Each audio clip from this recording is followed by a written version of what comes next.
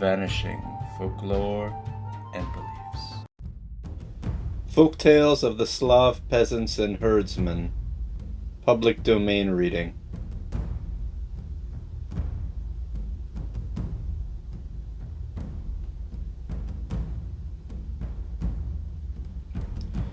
The Two Brothers. There were two brothers whose father had left them but a small fortune. The eldest brother grew very rich, but at the same time cruel and wicked, whereas there was nowhere a more kind or honest man than the younger brother. But he remained poor and had many children, so that at times they could scarcely get bread to eat. At last, one day, there was not even this in the house. So he went to his richer brother and asked him for a loaf of bread. Waste of time! His rich brother only called him a beggar and a vagabond and slammed the door in his face. The poor fellow, after this brutal reception, did not know which way to turn. Hungry, scantily clad, shivering with cold, his legs could scarcely carry him along. He had not the heart to go home, with nothing for his children, so he went towards the mountain forest, but all he found there were some wild pears that had fallen to the ground.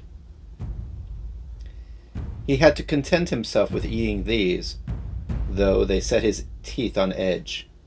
But what was he to do to warm himself, for the eastern wind with its chill blast pierced him through and through. "Oh, where shall I go?" he said. "What will become of us in our cottage? There is neither food nor fire, and my brother has driven me from his door." It was just then he remembered having heard that the top of the mountain in front of him was made of crystal, and it had a fire forever burning upon it.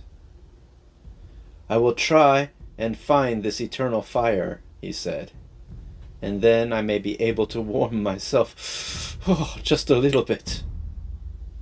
So he went on climbing higher and higher till he reached the top, when he was startled to see 12 strange beings sitting around a huge fire. He stopped for a moment, but then said to himself, "What have I to lose? Why should I fear? God is with me. Courage!" So he advanced towards the fire, and bowing respectfully said, "Good people, take pity on my distress. I am very poor, and no one cares for me. I have not even a fire in my cottage. Will you let me warm myself at yours?" They all looked kindly at him, and one of them said, "My son, come sit down with us and warm yourself." He sat down and felt warmly directly, but he dared not speak while they were silent. What astonished him most was that they changed seats one after another, and they did it in such a way that each one passed around the fire and came back to his own place. When he drew near the fire, an old man with a long white beard and bald head arose from the flames and spoke to him thus: "Man, waste not thy life here. Return to thy cottage. Work and live honestly. Take as many embers as thou wilt. We have more than we need." And having said this, he disappeared. Then the 12 filled a large sack with burning embers and put it on the poor man's shoulders and advised him to hasten home. Humbly thanking them, he set off. As he went, he wondered why the embers did not feel hot, and why they should weigh no more than a sack of paper. He was thankful that he should be able to have a fire, But imagine his astonishment when on arriving home he found the sack to contain as many gold pieces as there had been embers. He almost went out of his mind with joy at the possession of so much money. With all his heart he thanked those who had been so ready to help him in his need. He was now rich and rejoiced to be able to provide for his family.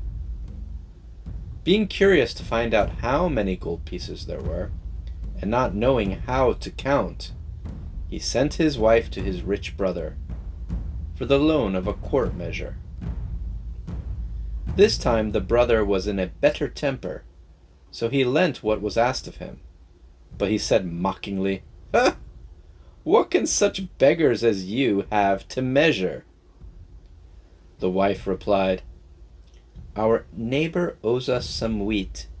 We want to be sure he returns us the right quantity." The rich brother was puzzled, and suspecting something, he, unknown to his sister-in-law, put some grease inside the measure. The trick succeeded, for on getting it back, he found a piece of gold sticking to it.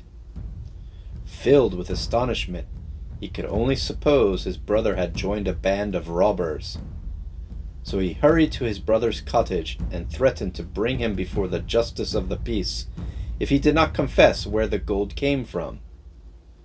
The poor man was troubled, and dreading to offend his brother, told the story of his journey to the Crystal Mountain.